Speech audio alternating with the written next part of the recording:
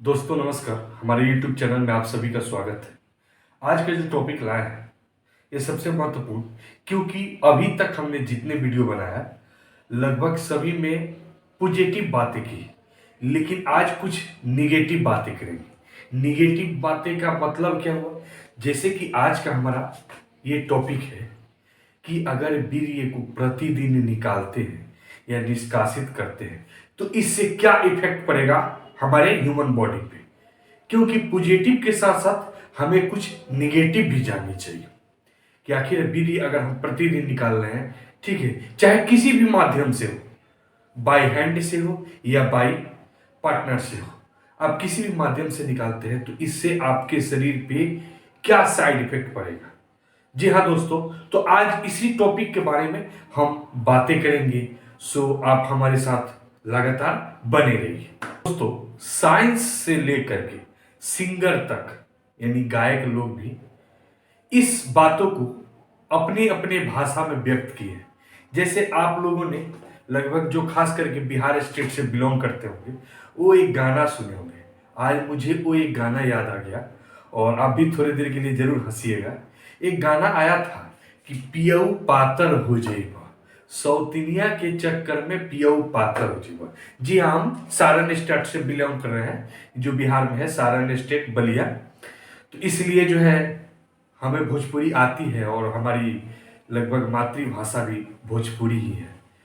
तो इस कहने के गाने का मतलब यह है कि अगर आप किसी काम को प्रतिदिन कर रहे हैं, यानी वो काम आप समझ रहे हैं हम क्या कहना चाहते हैं, तो इसे पातर मतलब कि दुबला पतला हो जाइएगा। ठीक है, आज यही टॉपिक को हम लोग थोड़ा सा डीपली में लेकर चलेंगे कि इसका क्या तात्पर्य है। देखिए दोस्तों, सबसे पहला चीज ये है, अगर आप प्रतिदिन ये काम कर रहे हैं निकालने वाली प्रक्रिया, तो ये गलत है, ये प्रतिदिन नहीं करनी चाहिए। ठीक है, गलत है तो गलत है, तो इससे हमारे बॉडी पे क्या इसका साइड इफेक्ट पड़ता है यह जानना है हमें। तो दोस्तों, एक एक करके स्टेप वाइज हम आपको बताएंगे कि प्रतिदिन जो है अगर आप बाहर निकालते हैं चाहे किसी भी माध्यम से, तो आपके शरीर पे कितना भयंकर और क्या क्या प्रभाव पड़ता है। ठीक है, तो दोस्तों सबसे पहला नंबर पे हम लेते हैं मस्तिष्क से जुड़ी हुई जितनी सारी हमारी सोचन शक्ति है, समझने की शक्ति है, स्मरण शक्ति है, मेमोरी पावर जिसको कहते हैं, वो लॉस होने लगता है, यानी धीरे धीरे समाप्त होने लगता है। अब कैसे समाप्त होता है, जैसे आपको कोई भी चीज याद नहीं रहेगा या याद है तो बहुत जल्दी भूल जाएंगे। ठीक है, आपका दिमाग तेज और चंचल नहीं रहेगा। अगर आप प्रतिदिन निष्कासित कर रहे हैं, प्रतिदिन निकाल रहे हैं, तो कम से कम इसको 10 डेज का गैप दीजिए, यानी 10 दिन के बाद जो है एक प्रकार से जोरदार अपना काम कीजिए, तब जो है उसको निकाल दीजिए, इससे कोई दिक्कत नहीं। अधिक निकालने से जो है दिमाग तो शांत नहीं रहता है, इसके अलावे उसमें जो कीड़े हैं, छोटे छोटे कीड़े जिसको हम शुक्राणु कहते हैं, ठीक है, वो कमजोर हो जाते हैं, काफी कमजोर हो जाते हैं, शिथिल पड़ जाते हैं और वो आगे की तरफ बढ़ नहीं पाते हैं, जिससे आपको लगभग कुछ बीमारियों का सामना करना पड़ेगा, जिसमें जो कहते हैं बाजपन या एंजियोस्पर्मिया यानी नील शुक्राणु। इन केसेस में ज्यादातर लोगों को पिता बनने की संभावना 100% खत्म हो जाती है। अगर किसी को एंजियोस्पर्मिया की शिकायत है तो बायो मेडिसिन यानी दवाइयों के द्वारा, अपने खान पान के द्वारा, संतुलित डाइट के द्वारा अगर वह सही हो सकता है तब तो बेस्ट है। अगर सही नहीं हो सकता है तब तो समझिए कि वो कभी पिता नहीं बन सकता है, क्योंकि उनमें शुक्राणुओं की संख्या जो है नील है, यानी जीरो है, जीरो यानी है ही नहीं। ठीक है, अब मान लीजिए कि जहां पे करोड़ों की जरूरत है वहां पे 2 4 10 जीवित रहे और तैरते रहे इधर से उधर, तो उससे तो कुछ बात बनने वाला है। आप प्रतिदिन निकालते हैं तो यह पतला हो जाएगा, जो गाढ़ा खोजते हैं, ताकि आपकी पार्टनर्स भी अगर उस चीज को देखे तो उनके मन में भी ऐसा फीलिंग्स होता है कि यार मेरी पार्टनर्स की कितनी बढ़िया है, कितना अच्छा है, कितना गाढ़ा है। इससे एक हष्ट पुष्ट और तंदुरुस्त संतान की उत्पत्ति होगी हमारी बातों का अर्थ आप समझ रहे हैं, ठीक है, वो पार्टनर भी देखकर खुश होता है, या आपको भी एक प्रकार से दिखाने में भी गर्व होता है, ऐसा महसूस होता है कि हाँ हमारे अंदर क्वालिटी है। तो दोस्तों, इस बातों का अगर आप खुशी और आनंद लेना चाहते हैं तो आप नष्ट न करें, बर्बाद न करें किसी भी चीज को, ठीक है ना। और खास करके आपका जो सबसे महत्वपूर्ण, जो आपका सबसे कीमती जो धातु है, इसको नष्ट न करें, इसको न बढ़ाएं, इसको बर्बाद न करें, क्योंकि इससे पूरे सृष्टि का रचना है, इसी से पूरी सृष्टि की रचना हुई है, ठीक है। इसको जो है ज्यादा दिनों तक रोक कर नहीं रख सकते हैं, हम ये बात मानते हैं, लेकिन ये कहीं नहीं लिखा है कि आप प्रतिदिन बहाते रहिए, बहा भी नहीं सकते। एक निश्चित समय पे निकलता है, वो एक अलग की बात है, लेकिन जो लत के कारण, जो डेली डेली बेसिस पे अपने अंदर मन में गलत विचार के कारण जो हम प्रतिदिन डिस्ट्रॉय करते जा रहे हैं, बर्बाद करते जा रहे हैं, अपने आप को बेकार करते जा रहे हैं, उन चीजों से बचिए और बच करके एक अच्छा सा मुकाम हासिल कीजिए, उस शिखर तक पहुंचिए जहां तक पहुंचने के बाद आपको भी लगे कि हाँ, आलोक सर के द्वारा बताई हुई बातों से हमें बहुत सारा बेनिफिट हुआ, बहुत सारा लाभ प्राप्त हुआ।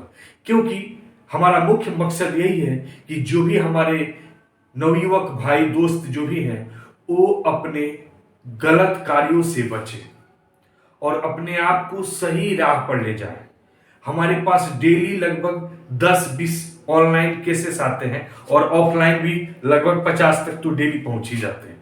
इतने केसेस आते हैं और सभी को सॉल्व करते हैं, सभी को बताते हैं, समझाते हैं, और बहुत सारे लोगों का कल्याण हो चुका है, बहुत सारे लोग उस बुलंदी तक पहुंच चुके हैं। कुछ लोग जो हैं इधर उधर रेंगते रहे हैं। तो यह वीडियो जरूर शेयर कीजिएगा। अब यहाँ पे शेयर करने वाली बात क्या है, क्योंकि हमारे और आपके कारण अगर किसी की गलत आदत, अगर किसी की जिंदगी बच सकती है, तो ऐसा एक प्रकार से गुड वर्क आपके और हमारे लिए इससे अच्छा क्या हो सकता है। इसलिए 1 शेयर फॉर 1 लाइफ, अगर आप एक शेयर करते हैं तो एक जीवन जरूर बचा सकते हैं। अत्यधिक नाश करने से कुछ विशेष परिस्थितियों में बांझपन की शिकार भी हो जाते हैं बहुत सारे पुरुष, जिनको पिता बनने की चांसेस लगभग खो देते हैं, एस्पोमिया का भी शिकार हो जाते हैं। अब यहाँ पे एक पॉइंट आया कि हाइपर एस्पोमिया क्या है, तो दोस्तों हम इसके बारे में भी आपको बता रहे हैं। देखिए, हाइपर एस्पोमिया मतलब होता है हाइपर यानी अधिक, यानी आवश्यकता से अधिक जो है, अगर आपके अंदर बनने की क्रिया हो जाए, यानी जितनी चाहिए उतना से अधिक बनने लगे और निकलते समय आपको लगे कि हाँ काफी दूर का स्पेस पकड़ ले रहा है, यानी इतना जगह लग रहा है, फैलता है वो, ठीक है। उस केसेस में उस केसेस को क्या कहते हैं, हाइपर एस्पोमिया, यानी आवश्यकता से अधिक धातु का बनना, आवश्यकता से अधिक शुक्राणु का बनना। अब इस केसेस में क्या होता है, मान लीजिए सपोज दैट आप किसी कारण किसी विधि से निकाल लिए, अपने हाथों में थोड़ी सी उसको टच की, और यही हाथ अगर पार्टनर के उस जगह तक ले गए और एक बार हाथ अंदर चला गया, तो उनके अंदर आपके बिना संपर्क के, आपके बिना मिले हुए वह प्रेग्नेंट यानी प्रेगनेंसी की संभावना 99% तक हो सकती है। क्यों? क्योंकि यह व्यक्ति जो है हाइपर एस्पोमिया का शिकार है, यानी उसके अंदर जो शुक्राणु है वो काफी मात्रा में एक्टिव है, जीवित है, और जितना चाहिए उससे आवश्यकता से अधिक है उसमें, ठीक है। ये तो अच्छी बात है, लेकिन अच्छी बात नहीं भी है। अब अच्छी क्यों नहीं है, इस बातों को बस थोड़ी सी समय में समझाते हैं। मान लीजिए आप मैरिड हैं, आपके 2 बच्चे हैं, अब आप बच्चे नहीं चाहते, तो आप नॉर्मल से ऑपरेशन यानी नसबंदी करानी चाहिए, लेकिन आपको समय नहीं मिल रहा है, और समय नहीं मिलने के कारण आप नहीं करा पा रहे हैं, तो क्या क्या सोचिएगा कि चलो मान लीजिए जब 2 व्यक्ति हैं पास में, तो एक बार तो जरूर बनता ही है, साप्ताहिक बात करें या मंथली बात करें। उस समय अगर थोड़ा सा 19-20 हुआ और फिर अगर रुक गया, तो उस समय क्या होगा, अब तुरंत मेडिसिन लाओ, मेडिसिन खिलाओ, उसके बाद दर्द झेलो, उसके बाद ब्लीडिंग झेलो। ये सबसे बड़ी परेशानी। दूसरी बात, उससे भी संतुष्टि नहीं हो, एक बार चलो अल्ट्रासोनोग्राफी यानी अल्ट्रासाउंड कराएं, ताकि कोई पार्ट्स, कोई छोटा सा कोई भाग जो है अंदर जो है भ्रूण में, गर्भाशय में चिपका ना हो, इससे भी खतरा बना रहता है, इससे भी कैंसर हो सकती है।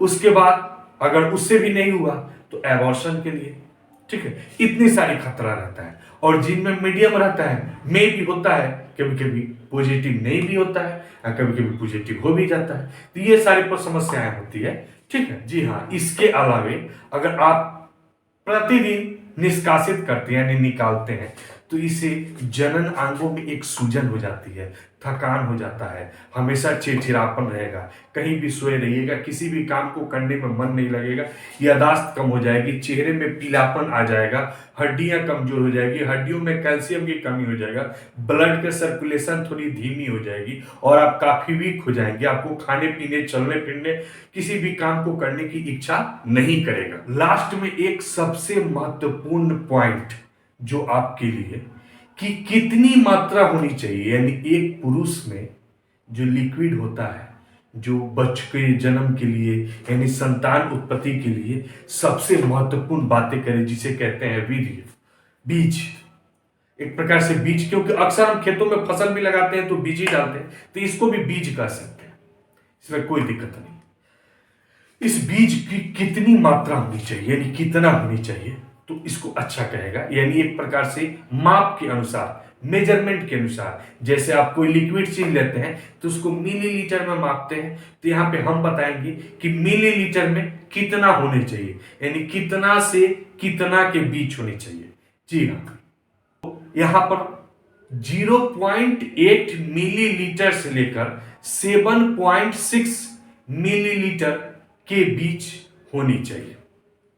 लेकिन एक यहां पे महत्वपूर्ण बातें हैं कि यह जो है ना क्वांटिटी उम्र बढ़ने के साथ साथ घटता और बढ़ता रहता है। अब ऐसा नहीं है कि हमने जो क्वांटिटी बताया है वो 40 साल के बाद भी उतना पाइएगा, नहीं। ये हम बताए हैं लगभग आफ्टर 20 बिफोर 40, यानी 20 के बाद और 40 से पहले।